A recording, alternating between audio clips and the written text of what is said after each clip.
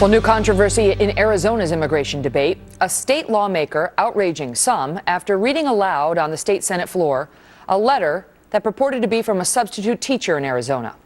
In the letter, the teacher rails against illegal immigrants and Hispanic students he says he taught, saying that they made clear to him that they, quote, hate America and just want to be, quote, gangsters.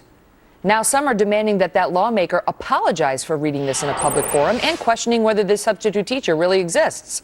State Senator Klein is the woman who's come under criticism for reading the letter, and she's my guest now. Senator, thank you very much for coming on. You're welcome, Megan. Thank you. All right. So now we've got some on the Democratic side of the aisle saying you should apologize for reading such an inflammatory letter. To them, you say what? There's no apology necessary. This is something that's happening, unfortunately, today in our classrooms here in Arizona and California. I've had letters from all over the country, as well as other teachers here in Arizona applauding that I'd had the courage to read the letter, because we do have a problem. You know, we're educating and spending billions of dollars in our state. And if this is where our money is going, the taxpayers have a right to know that this kind of behavior, which is not acceptable from any race, is happening in our schools. But the way that the accusation is that it sounds like a condemnation of Hispanics in general, and it's suggesting that these students who may have said they hate America or that other stuff somehow speak for Hispanic students in general, or even the children of illegal immigrants who, under Supreme Court precedent, are entitled to public school educations in this country.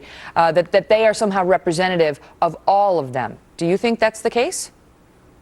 That's not the case, but this was one teacher's experience in a school here in Arizona, and we were in the midst of discussing an immigration bill that would basically allow us to count how many illegal children are we educating, to get a count for the taxpayers to understand exactly what we're doing, because we spend $9,400 per pupil here in Arizona. And I thought that it's important, I mean, as a mother, as a taxpayer, I think it's important. If my kids were acting out like this in school, they'd be grounded for a year. And I think it's important that we address problems instead of hiding them under the carpet. But there are questions about whether this guy, Tony Hill, who claims to be the substitute teacher, exists. Now, some are raising questions. This local news agency called 5 school districts in Glendale, that's where he claimed he was from, and all 5 said he never taught here, he's never been a substitute teacher here at all.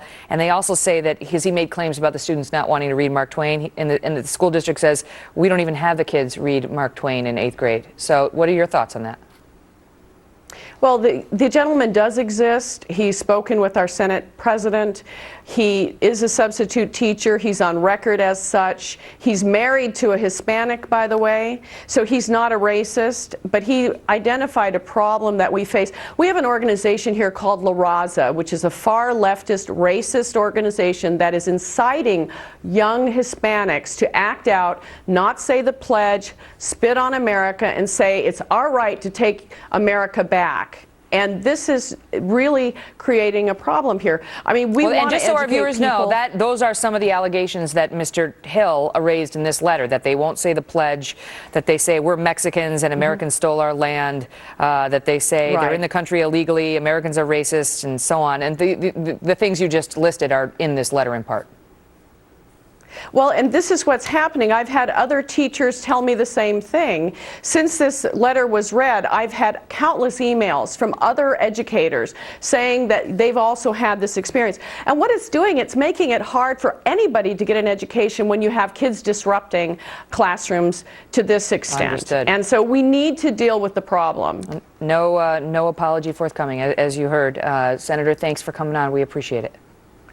Thank you, Megan. All the best. Okay. Folks, we've got a Fox News alert. We've got breaking news.